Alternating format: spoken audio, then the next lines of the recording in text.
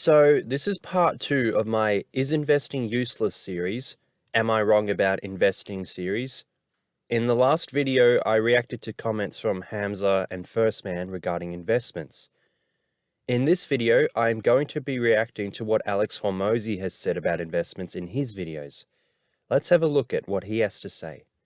So, food-wise, some of you guys have seen Mosey meals, meal hacks, the things that I do at these chain restaurants, and I did it that way because I don't like cooking and I wanted to have more time to make money. It made more financial sense for me to not take 8 hours on a Sunday to go grocery shopping and prep all my food versus me getting Chipotle twice a day, which is what I did. At the time then, $15 a day, 20 bucks a day, 30 days in a row, $600 a month. This relates back to what Hamza was saying about paying for Uber Eats instead of cooking food. Again, makes sense if you're running a business that makes a lot of money and relies on you for it to grow, but for most people, spending money on takeout food isn't a worthwhile trade-off for money. Plus, in this case, I can't imagine it's very healthy. Those gym rats out there will know that Alex isn't natty, so don't take his nutrition advice in terms of building muscle. I assure you, eating Chipotle twice per day will not get you good progress. To his credit, he has never claimed natty, as far as I'm aware, but when you hear him talking about how he ate ramen noodles every night to save money, that's not how you make gains. Anyway, back to reacting to investment talk. Also go to Panda Express, which has a phenomenal 110 gram of protein hack with extra chicken, so you can have 200 grams of protein every day. Recommend. Okay, well this kind of makes sense. We don't have Panda Express in my area in Australia, but 200 grams of protein a day with their takeout meals doesn't seem too bad. But I find it hard to believe you'd get all your vitamins and minerals in from a takeout restaurant. Even so, for most people, it's probably cheaper to cook at home. Third best option is Chick-fil-A is one of my favorites. They are on the pricier side. Just go with 2 20-packs of chicken nuggets and getting close to 12 bucks, which is a shitload of meat, or 2 sandwiches, either way. Yeah, you'll hit your protein intake, but you'll also be drastically over your caloric intake. But again, Alex never mentioned anything about health or aesthetics here. I just keep mentioning it since I can't help it because I'm half accountant, half personal trainer.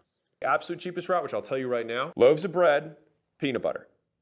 Cheapest thing in the world. And if you really want to make sure that you're covered on your basis, get a multivitamin. You can live on it. Good way to get in calories, but micronutrients are lacking. Multivitamins simply don't replace the nutrients you'd get otherwise from foods. There's research from Harvard on this. They show multivitamins don't actually work.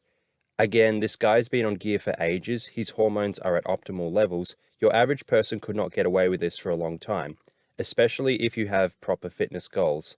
I am open to being proven wrong.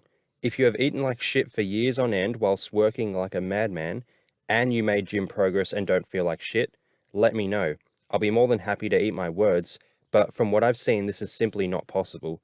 The primary reason I'm able to achieve all the things I'm able to achieve is because my diet is optimized. I don't know how you'd be able to be as productive as Alex on that same diet. I didn't want to live on peanut butter sandwiches. I did eat them when I was trying to bulk up, but I did those in addition to my normal calorie intake. And to that degree, you might want to do one of those Mosey meals and then do peanut butter and milk is the other one, which is a nice cheap in between. Again, TRT means you can get away with everything else not being optimized. I'm not trying to shit on him or anything, but this is a critical factor he's left out. Again, if you want to eat like this and work this hard on years on end and make solid gym progress without burning out, let me know how it goes for you. Happy to be proven wrong. Number 1, underspending on education and overspending on status. When you're in your 20s, you probably aren't balling. And the amount of people on Instagram I see with their check mark that they bought in front of a Lambo that they whatever, like we all get it. They're full of shit. We understand. The people who matter are not impressed. If I wear a $200,000 watch, all the buddies that I have don't give a shit. The guys who are ahead of you, they want to see you eating shit, living poor, learning, and hustling. You driving around in your new Rolls or Benz or whatever, and you're maxing out all of your expenditures so you can flex to other 20-year-olds is stupid. Now you should take that same money and plow all of that into your own ability to earn more money. And that's what somebody who's ahead of you is gonna look back and give you that status and respect for. Like, you can get status in your 20s from people who are ahead of you if you're doing the right stuff. Another point in investing in skills. In other videos, Alex mentioned investing in skills relating to your career as opposed to a business, but it's all the same as mentioned before. Invest in yourself in order to provide skills that can earn you a lot more than you could before. Number two, taking jobs to earn rather than to learn. And this An example would be my unpaid internship at the Australian Taxation Office versus my paid job at the supermarket. Which one pays more dividends later in life? My unpaid Australian Taxation Office internship that provides experience on my resume that lands me job interviews, which lands me higher paying jobs. Ideally, you have a job that is both relevant to your career and pays you, but in my case, I had to do these separately, as in have one form of unpaid work for my career and the other job not related to my career, but it actually paid me. offered somebody very good pay, and the guy said, I want an extra $3,000 a year. Missing the fucking plot. What he didn't understand was that he was in a season of learning, not a season of earning. He might be able to go somewhere else and get 30%, not even 3,000, 30% higher. The people who are gonna pay that premium are paying the premium for everything you know and have nothing to add to you. If you're taking your jobs right now in order to earn, it's not the right season. You're trying to cash in early. The earning potential of you getting an extra $10,000 a year or $25,000 a year in your 20s is so inconsequential on the long time horizon of the skills that you should be learning right now. So this is a really good point. I've done the same thing myself now. I've had job offers that pay a lot more than my current role, and although I am earning good money for my age and location, now is not the time to max out the money stat. The current job I have makes it a lot easier for me to stick to a gym routine, as the job has very predictable hours, unlike many other accounting jobs. It allows me to listen to investing stuff while working. Other jobs don't allow headphones, or they have constant phone calls or meetings, and it's a very relaxed job. I reserve my stress for my studies. The stock market used to stress me out, but I've just grown to be indifferent to moves in that. So essentially, I am taking a pay cut so that my studies, investing, online brand, and gym can increase. How? Well, if I had a job that paid more, it would most definitely be more stressful. It would hinder my ability to study. It would impact my gym performance, even though that's already very impacted from my current schedule.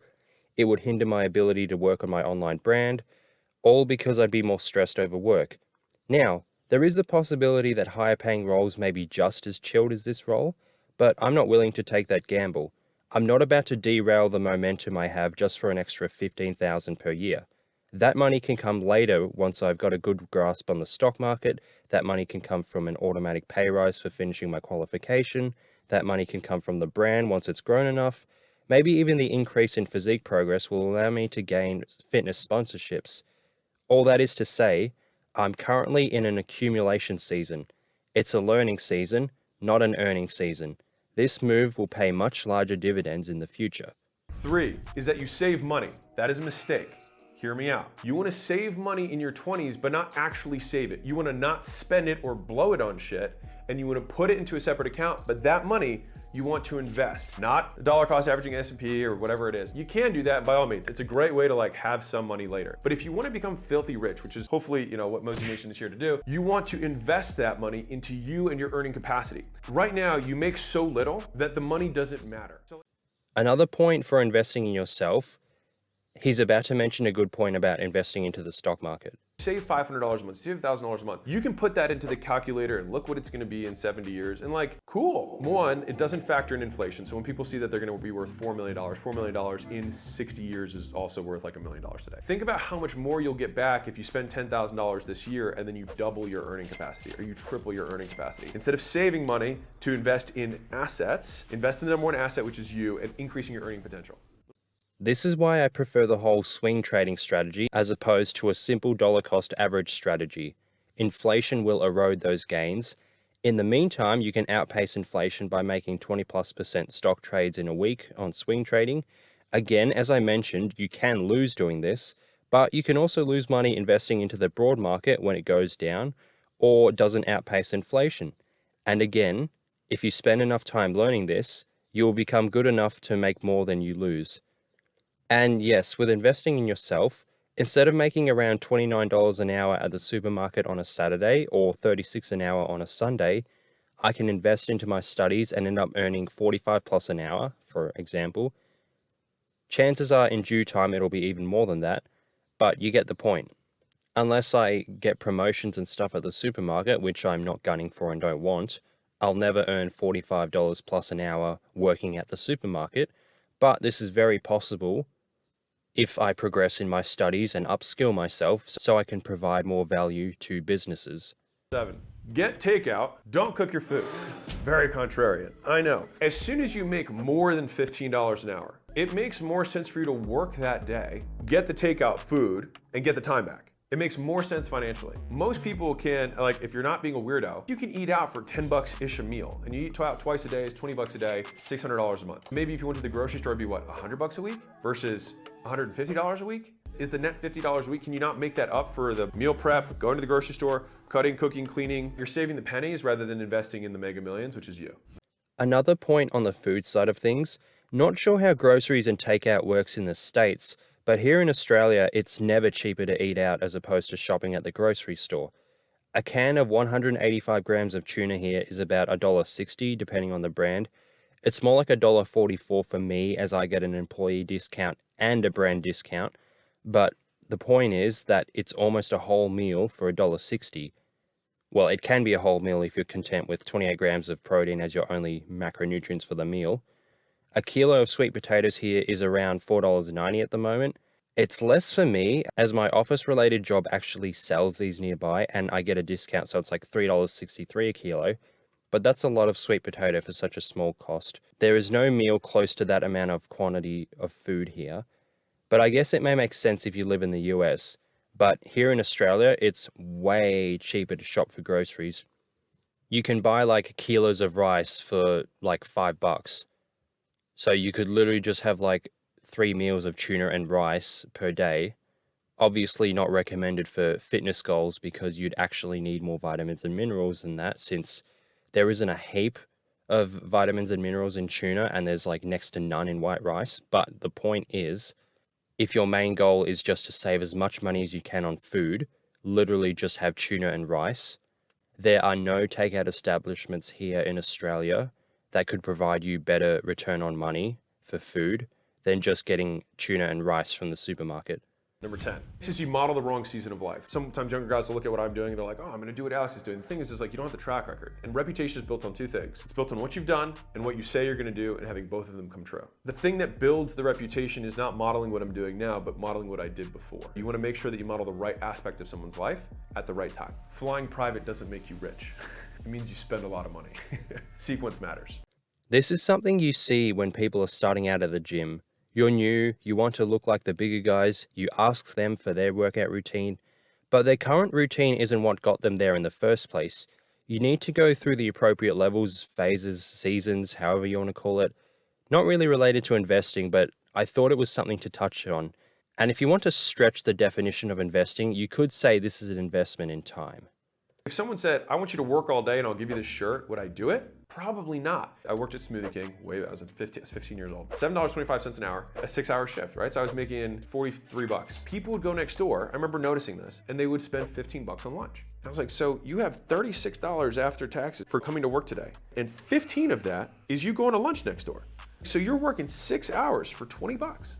A mistake I knew I was making years ago, but I did it anyway. So regulars will know I work 9-hour shifts at the supermarket, but back in the day my shifts were usually 5 hours. Whenever I'd get a 9-hour shift for whatever reason, I'd go to a nearby pub for lunch and get this massive ribs and chips meal. It was like $30 or $40. I'd have 8 paid hours because the 1 hour of lunch was unpaid. I'd earn maybe $17 an hour back then. That was the average sort of pay for my age back then. Even if you ignore tax, that's still like 2 to 2.5 hours of work just paying off my lunch break for that shift. I see it with the staff at the supermarket now. They'll go to a nearby pub and spend $20 on lunch or a cafe or whatever, even when we earn like $23.75 an hour. So that's our base rate. I only work during penalty hours, so I get around $29 an hour for a Saturday or $36 for a Sunday. But the point is, people will spend almost an hour's worth of pay on their hour lunch break at the job they're at. So essentially, the last hour they just worked was for nothing. I'll admit, this was enjoyable. Back then, I used to look forward to having ribs at the pub while watching that Pokemon Ruby Nuzlocke video by Jaden Animations. Yep, that's basically what I would watch every time I had a long shift and went to the pub for lunch. But it's not a good idea long term. That extra money spent on takeout lunch could be used for swing trades in the stock market or putting towards investing in your business. Now, note that previously Alex said it can be a good idea to have takeaway food instead of cooking at home. And now he's saying don't do this? Well, you need to consider the age range. He's talking about when he was 15 here. Very unlikely you can be working on something that provides a better return on value on your money as opposed to cooking food yourself. So again, only buy takeout food if that extra 30 minutes you would otherwise spend on cooking can provide a much greater return on your money than the cost of that takeout food. Disregarding gym goals, of course. I want to be very clear about this. If you invest in the S&P 500, real estate, things like that, and you start really early and you do it for a long period of time, you absolutely will make money. It is a very safe way to live life. But the moment you start investing in kind of the asset side of stuff, which is like the S&P, stocks in general, and you're not day trading or doing any of that stuff because that's stupid. It's stupid for most people, yes, but if you take the time to learn this shit, it's far from a stupid decision. Not to sound all butthurt about this, but swing trading in the stock market is just as much of a gamble as starting your own business. I'd argue starting a business is a worse gamble since it takes up way more time than swing trading, and you can never get your time back. You can always get that money back. And even then, I've always said, I never invest more than I'm willing to lose. The only exception where this applies is real estate, but I know the Aussie market on this stuff. All the money I'm putting towards this will pay off.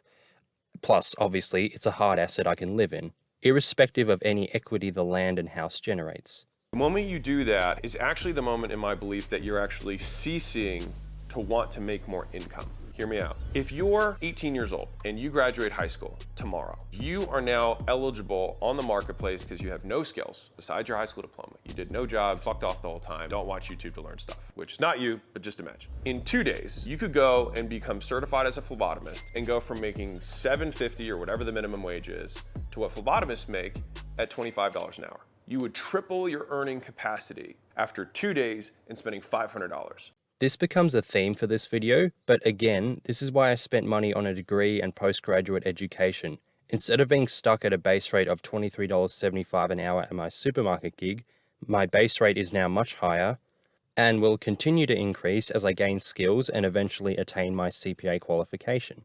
And I'm gonna be trite right now. Your ability to earn money, to provide value to the marketplace and solve problems for other people is how you will be able to make money. There's the value of the problem that you solve and what you charge for it. The bigger that number is, the more you can charge. That gap between their old problem and the solution, that value, is the percentage that you can take and put in your pocket as something that you have now created in this. And it could be a service, it could be products, it could be whatever. I originally interpreted this as something for the career stat, but I believe Alex was referring to this as something for the business/brand stat. But it makes sense. My current office space needs an accountant. It's harder to find one of these than it is to find someone to do what I do at the supermarket. Hence, I can demand a higher pay. Why do accountants get paid pretty well? Because people are willing to pay someone good money if it means that they can save them on more money, on taxes, for example, or if they can generate more money by having good budgets and receiving good money advice, or if it saves them from getting large fines from the government by reporting the financial reports correctly. Why do lawyers get paid more than accountants? It's because people are willing to spend even more money than they are on accountants defending themselves, suing someone, or preventing themselves from going to jail. They're willing to spend more on matters such as this than they are willing to spend money to make money. Why do software engineers get paid more than accountants? Because companies can sell products that software engineers create to a much wider range of people than the value that accountants can provide. Example, basically everyone I know uses apps on their phones, which requires engineers to create, but not everyone I know needs an accountant. Thus, software engineers provide more value as a whole. Thus, they can demand higher wages. Why do surgeons get paid more than all of these professions? Pay a lot more to save their life than they are for a cool new feature on their phone, to save money, to defend themselves in court, etc. Yeah, I'd pay a lot to reduce my jail sentence by 5 years, but I'd pay even more to ensure I live to see the sunrise the next day. I believe that you should take all of the excess money, live as cheap as you can, take 100% of that excess money and invest it in education that increases your earning capacity. Because what happens is when you take that money, like that phlebotomy course, right? And you take $25 an hour times 2,000 hours a year, you're now at a $50,000 a year income. Cool. If I can live on 20, because I'm 20 years old and I can live with buddies and we can eat ramen soup and whatever, and I got 30 left over, after taxes 25, whatever. 25 grand can buy you a lot of education. I would rather you, or I would rather me, or somebody who's 20 or somebody who's 30, take $2,000 a month, because that's what 25 grand is, and invest it in courses, coaching, mentorships, workshops, and seminars. Yeah, so again, invest in your education so that you can start to earn more. The $50,000-ish I spent on my bachelor's degree and graduate certificate, alongside the $7,000 I spent on my postgraduate study, all of this means I'm able to earn much more per year than I could without these. You could always opt for paths such as promotions at your non-degree requirement job.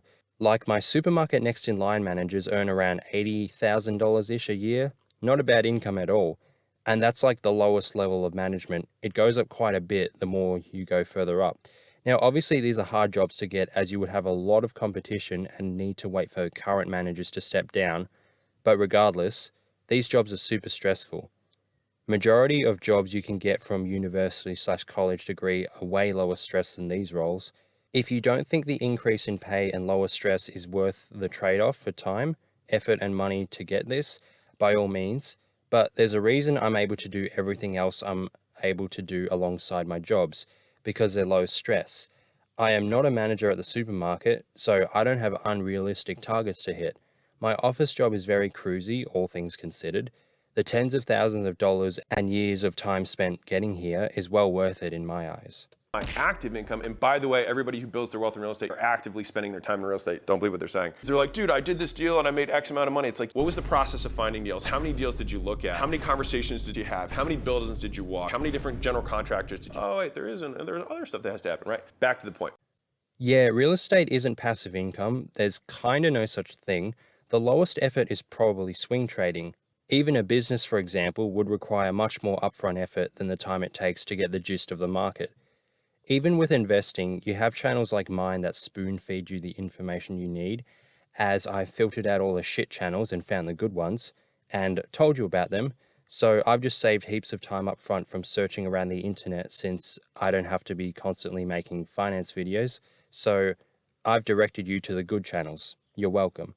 Let's say that you take that $2,000 a month and you do that for 4 years. And I'm not saying do the 4-year degree. I think that is a play if you want to. I don't necessarily agree with it anymore in the marketplace that currently exists. 4 years later, I fucking guarantee you that you will be making more than people who have 4-year degrees. You'll probably start making money by the end of the first year.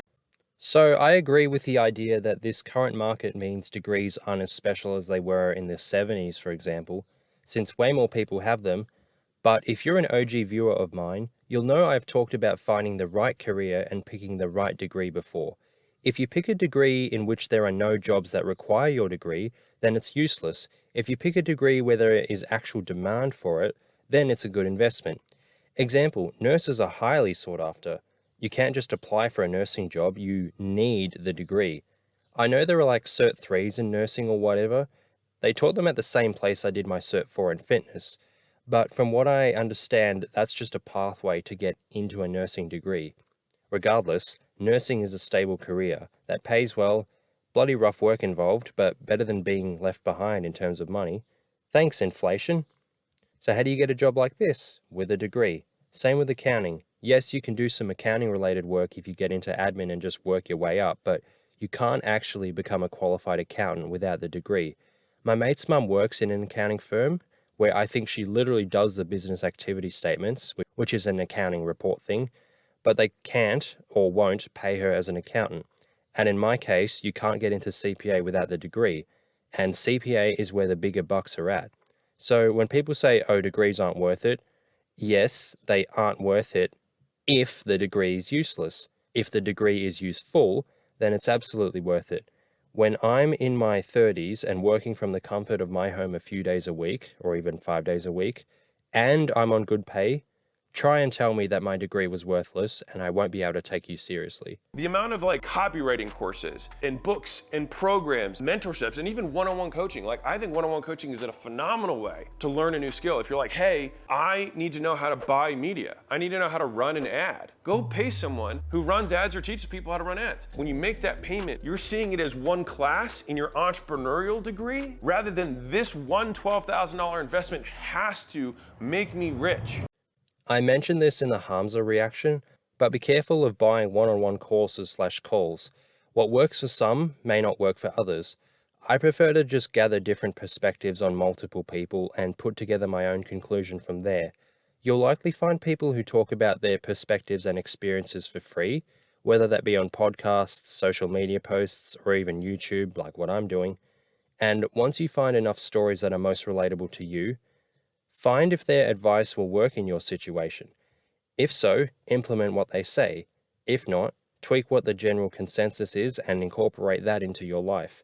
For example, although I do study during the semester, I'll backload a lot of my study near the exam. I'll completely sod off gym, I'll stop caring much about the stock market, I won't work on any YouTube videos, I'll take work off my weekend job and some days from the office. This is what works for me.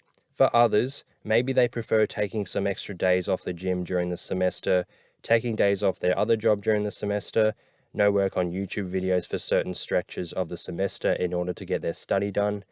As in, they evenly spread and distribute their study rather than heavily backloading it like I do. But if someone paid me for a coaching call and I told them to backload their study, but evenly spreading it out works better for them, then they've just wasted their money on advice that doesn't suit them best. This is what I mean when I say don't pay for one-on-one life coaching and instead just gather many different perspectives. You can make that shift as like, this is my course. Like when you get your degree in college, you're not like, oh, I'm gonna take one class in Spanish, graduate, and get whatever job I want. No one thinks that way. But for some reason, they think about that when it comes to entrepreneurial stuff. You're not paying someone to think that they're going to be your savior. They're not gonna save you from your life, do everything for you. No one person is gonna teach you everything. Now, I'll do my best on this channel to teach you stuff I know, but you have something to learn from everyone. This is basically my personal trainer educational qualifications in a nutshell. No one particular certification justifies me charging an extra $5 to $10 per session than the other trainers, but all of them stacked together does. And even then, it will be a lot more than an extra $5 over another trainer that just has the base level of Cert 4. I mentioned this in my Hamza reaction. It also applies to my degree to a point. I did workshops at uni on building a resume, preparing for job interviews, creating a LinkedIn profile, making cover letters, etc. Now, although these were free for uni students, if I had paid for these, I wouldn't expect myself to instantly get every job interview and ace all of them, but it adds a piece to the overall puzzle. These were slight stat upgrades to the career stat. Each class, or each call, if you so choose that route of paying for one-on-one calls, much to my chagrin of course, whatever, each one is a brick to build your building. Each building is needed to build your empire, but you need each brick. You can't progress without it. You can't see the progress on a city if you add one brick, but over time, you keep stacking them and the results show themselves. One that you jive with the most, you like their teaching style, you don't need to follow this stuff for forever to like belabor the decision. Give yourself 7 days, because you know what's really even cooler than buying one person's? Buy them all. And then you'll know what everyone knows. And then guess what happens? You become just as good or better. Again, I don't recommend buying it, but I've mentioned this before, even before I watched this part of the video. I mentioned to gather opinions on what everyone thinks, how everyone thinks we should go about this game. The student always surpasses the master/teacher, because the master/teacher lays the groundwork for the student to improve upon. If there's a 16 to 17-year-old watching my stuff, chances are when they get to my age, they'll be better than I was at this age at what I do. They'll have picked a career that pays better than mine. Make no mistake, accounting is a great career. It's one of the most stable, aka you don't see any accountants being laid off lately. You see tech workers being laid off left, right, and center though. It pays well and you can work from home, but it's probably not the best all things considered. A student of mine may pick a better career. They build a better physique because they had all the tools right from the get-go, unlike what I had. They had bulked for several years like you should, rather than doing what I do and cut every year. They started learning about the stock market way earlier than I did and learned how to trade much earlier than me. They discovered their own niche in creating a brand/business, and they're better at it than I am, although that's not a very high bar to clear. But they'll improve upon the formula that I wrote. They learn from me and others, and they refine the strategy. Good stuff. The second is that you are going to spend your money not on the S&P, but on the S and me. What? Is that you're going to spend it on you, because that thing is going to compound a hell of a lot faster than 10% a year. You can double, triple, 10x your earning capacity. The people who are the richest people in the world, they make 1,000 times more. Jeff Bezos made $40 million an hour last year. It's a lot. Yep, investing in yourself compounds more than the stock market. They say it's like an average of 10% a year or 7% adjusted for inflation. I don't know what the stats are. In 2023, the stock market won't close the year up, as I've mentioned before, but regardless, investing in your own skills grows your income way more. I mentioned the example of my supermarket pay compared to my office pay earlier in the video. Let's briefly use 4 examples. I'll mention this in more detail in the recap, but let's say career, real estate, the stock market, and a business are 4 investment ideas. Maybe you can make a 20% return on the stock market in a year if you spend the time listening to various education on it. Maybe you can make a 10% annual return on real estate if you pay a buyer's agent to inform you on the right areas. Maybe you can make a 100% annual return on your hourly pay by taking out tens of thousands of dollars in debt and studying for 3 to 4 years of your life. Maybe you can make a 10,000% return on your money by starting a business. The likelihood of these outcomes and potential return on investment vary widely. I will deeply elaborate on this in the recap. So that's all I have to say about Alex Hormozi's investment recommendations/advice. The next video will be much shorter, and I'll be reacting to other channels I have seen talking about investing from a slightly different light than what I do. See you shortly.